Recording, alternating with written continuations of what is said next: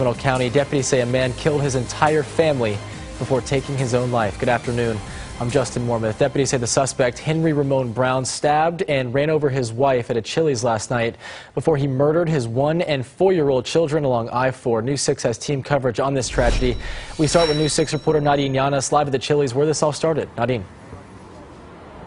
Yeah, Justin. Well, the Chili's actually just opened back up for lunch after this horrific night last night where about 40 people were there when they say that a woman and her estranged husband got into a fight. 2 people were actually helping her after she was stabbed several times on this sidewalk when that suspect came back and ran her over. This is where it all started. It turned horrific after that. Take a look at some of the video. Again, it started here at the Chili's off Lake Mary Boulevard when deputies say the suspect, 30-year-old Ramon Brown, hid in his estranged wife's trunk while she was eating at Chili's to confront her. And that's when the fight started in the parking lot. Deputies say she was stabbed several times. A nurse and another medical professional were helping her, and that's when they say the suspect came back and ran all 3 of them over and took off, where he then went to go pick up his 2 kids, 1 and 4 years old, from the babysitter, and then went to the Central Florida Regional Hospital where deputies were there to confront him. That's when he started shooting at deputies and a gunfight began. He left the scene. Deputies say Brown took off again, and they were chasing him from the sky and on the roads when they saw his car come to a halt on I-4. That's when they found him and their 2 little kids dead. It was a domestic violence situation that turned deadly last night.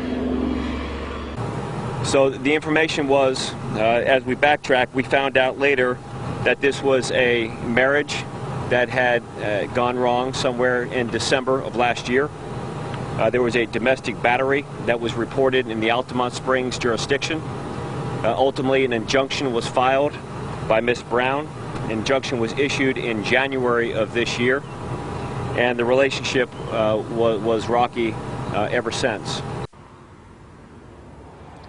So detectives are obviously working several different scenes, including the one here at Chili, at the house where this couple, where the woman lived. They're also investigating the shooting at the hospital. So much more to learn on the story.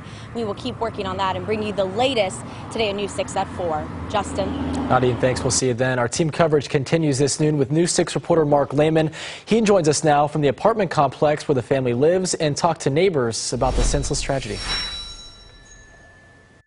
Heartbreaking was the word many neighbors used to describe the family that lived here at this complex. Some still in disbelief after seeing the children playing outside just yesterday and knowing they're gone. I heard the helicopters last night, and I was like, wow. An investigation next door continued into the morning at the Crescent Place condominiums. Detectives focusing on where the suspect lived once with his wife and 2 children. Images on Facebook show the couple during happier times, but deputies say the relationship turned tragic Sunday night. I saw it on the news. I was just like, you know, what could make somebody want to do that to their wife and 2 kids? Melissa Lovemore Wright says she saw Brown with his 2 children playing outside just a couple days ago. She says her family has lived here for 3 years and could never have imagined the violent rampage that unfolded overnight. Never expected that. He seemed like a loving dad when I saw him with them. While detectives continue gathering evidence, neighbors say they just wish there was something they could have done to prevent such a senseless tragedy. There's nothing that you can say that can bring them back. There's nothing that you can say that can change it. In Altamont Springs, Mark Lehman, News 6.